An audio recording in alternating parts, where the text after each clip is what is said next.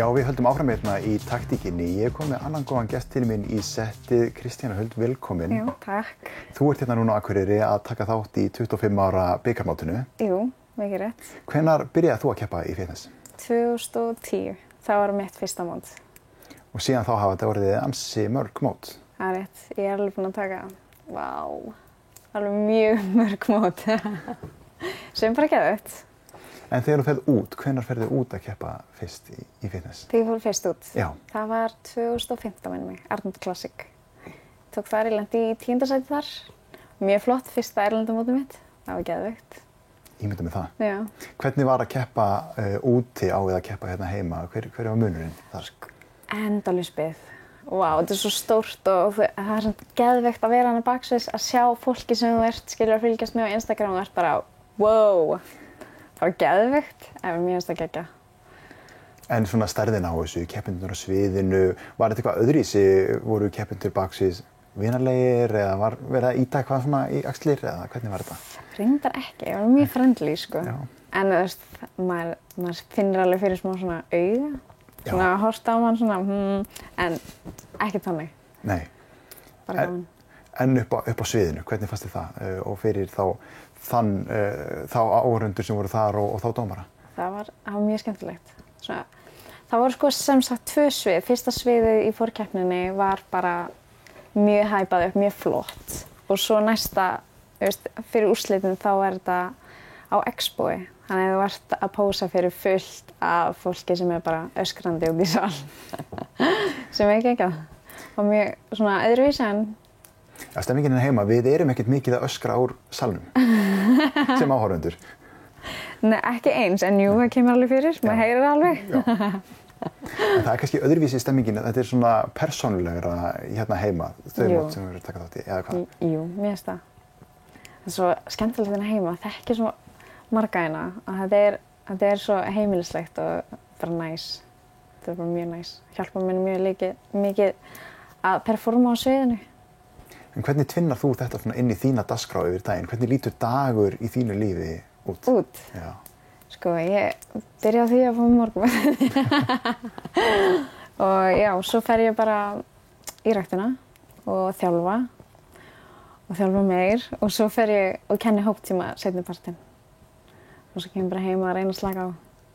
Þannig að þú hefur ekkert mikla afsökun til þess að fara ekki á æfinguna því þú ert nú þegar mætt í ræktina? Já. Ég reyni alltaf að taka æfingu, sko.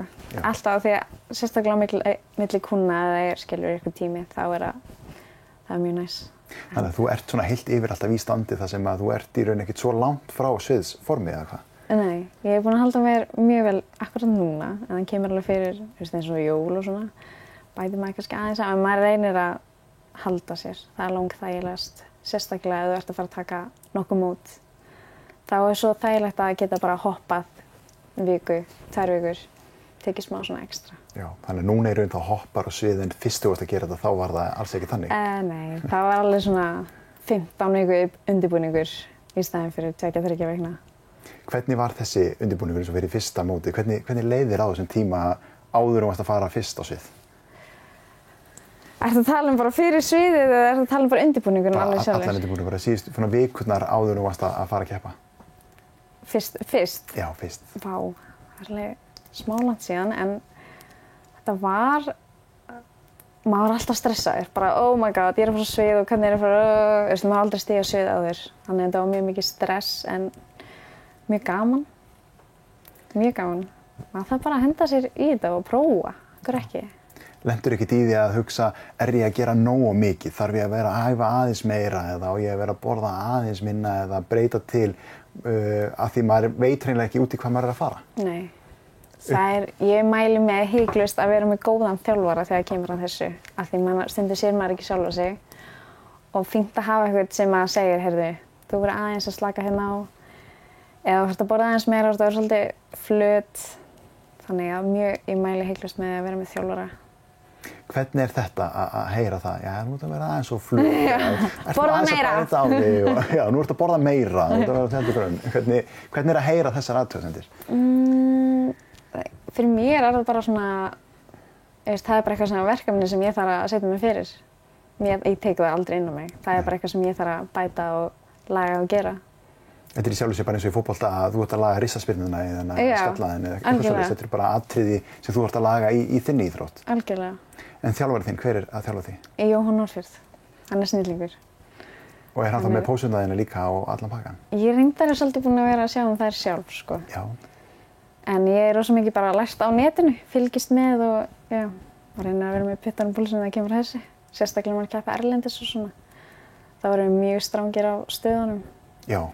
En það þessar stöður sem þetta fari í, en svo líka bara hvernig þú ferð í þær og flæðið á milli og hvernig þú lætur geisla af þér á sviðinu. Hvernig þjálfar þetta allt saman upp? Bara endalaust að æfa. Þetta bara jafn mikilvægt og að vera að æfa, sko.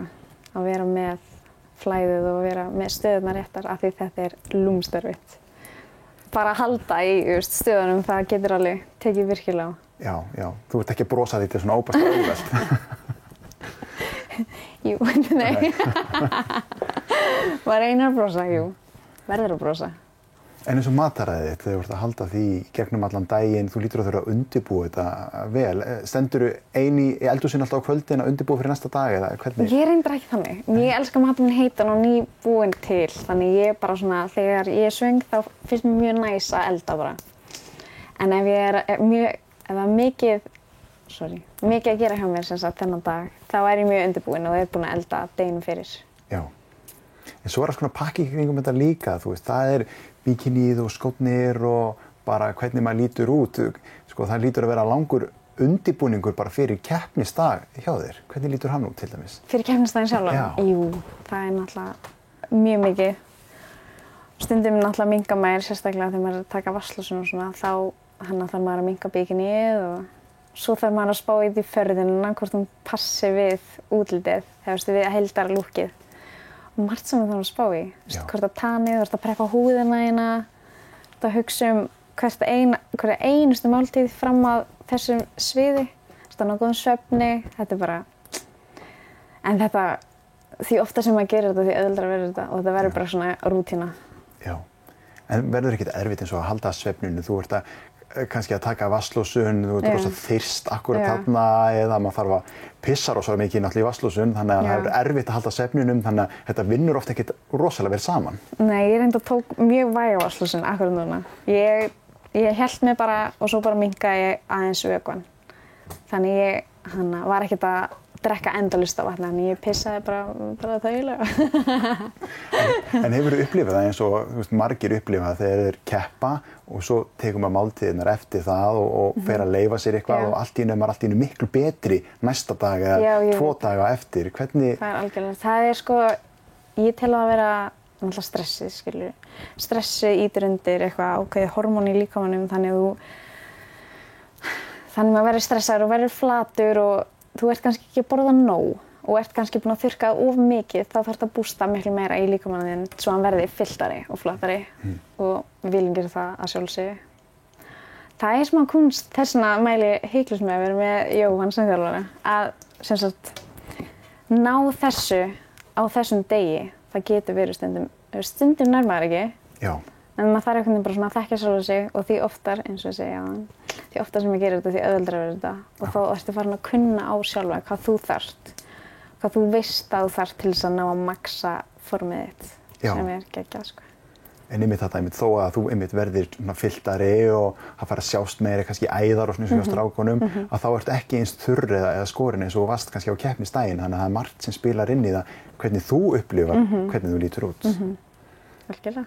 En eins og í því öllu saman verður ekkert erfitt að fara svo yfir í svona venjulega formið sem maður er í svona dagstaglega því þú ert ekki dagstaglega í keppnisstandinu. Já, ég reyni að fara ekki alveg í venjulega. Mér finnst alltaf gaman að vera smá öðruvísi. En jú, það getur alveg tekið á. En maður þarf bara að vera sterkur og verður maður stundum bara að vera venjulegur til þess að ná að byggja upp meiri vöðva. Já. Og maður þarf bara að breyta hugarfarinu. Þú nefnir hugarfarið. Hugarfarið þessu lítur að skipta miklu máli að því þú ert í raun alltaf að gagnrýna sjálfa þig. Ekki kannski brjóta þig niður en samt sem áður að finna atriða sem getur verið að bæta sjálfa þig og þinn líkama. Þannig að hvernig vinnurðu með svona þína andlegu hlið og hausinn á þér? Sko, ég hef æðislega mömmu sem að peppa mig alveg svaðalega þegar kemur að þessu og bara hafa trú á sjálfu sér. Já. Vita þú sért að gera flotta hluti og aldrei brjóta sig niður, maður frekar bara að vinna í hlutunum sem þarf að laga. Já, þetta er, ég er ekki að segja, það er engin fullkomin sko og maður þarf bara einhvern veginn að finna út hvað henta sér og mér finnst bara geggja að hafa góða að sem maður getur svona hættu þessu billi, þú lítur ógeðslega vel út. Já, einmitt. En eins og núna með sér fitnessið, það eru kannski ekki eins margir keppendur hafa oft áður verið, þannig að ef við reynum að gefa svona einhver ráð út af því það eru mjög margir sem eru líkamsræktakort, það eru mjög margir í líkamsrækt og mjög margir sem eru að vinna mjög hart í ræktinni og koma sér í jafnvel form sem eru nálægt því að vera í keppnisform. Ef við reynum að senda einhver skilaboð út til þess að reyna að fá fleiri inn í sportið, hvað skilaboð myndu við segja til það? Sko, ég myndi bara segja að þetta er bara skemmtilegt sem ég geri, þetta er náttúrulega bara, mér finnst þetta bara æðislegt sko. Gaman að fá þetta ekstra og pröfa að fara aðeins út fyrir þægindarammann og aldrei að vera hræddur við að stíga á svið, þetta er bara skemmtilegt sem maður gerir. Og kannski ekki hætt eftir fyrsta skiptið, það er alltaf erfiðasta skiptið. Maður þarf bara að byggja upp, sjá bara hvað þarf að laga, það er alltaf gott að taka stöðuna og sjá bara, ok, þetta er flott, sér myndir, sér sjálfa og vídeóm og svona, þá er gott að, þá sérðu þig náttúrulega, þá sérðu hvernig þú berði líkaminn og svo náttúrulega bara geðveikt að geta líka fengið að fara út, geðveikt. Þannig að það eru fullt af tækifæri líka, einmitt sem er bara rétt að benda á. Og einmitt passa sig að vera þá ekki kannski allir ekki að sigra heiminn á fyrsta móti, Nei, að bara koma inn í þetta og þetta tekur nokkur skref, þú þurftir að keppa nokkur sinnum hér áður en þú fórst að keppa úti. Algjörlega, eins og ég lendi aldrei í fyrst. Ég lendi ekki sem top 10 eða top 5, þannig það tók mig alveg svona 3-4 mót áður en ég fór að lenda í sætum sko. Já. Þannig að maður byrjar ekki á toppnum. Það er bara eins og í öllu. Maður þarf bara að vinna sig upp. Akkurat. Þannig í lokin ætlum við alveg að mæla með þessu. Já, að sjálfsögðu. Það var geðveikt. Takk fyrir Kristjana og gangið vel í kvöld, við ætlum að fylgjast með þér og öskra á salnum. Það var geðveikt. Og takk fyrir áhorfið í þessum þætti, við sjáumst í næstu viku.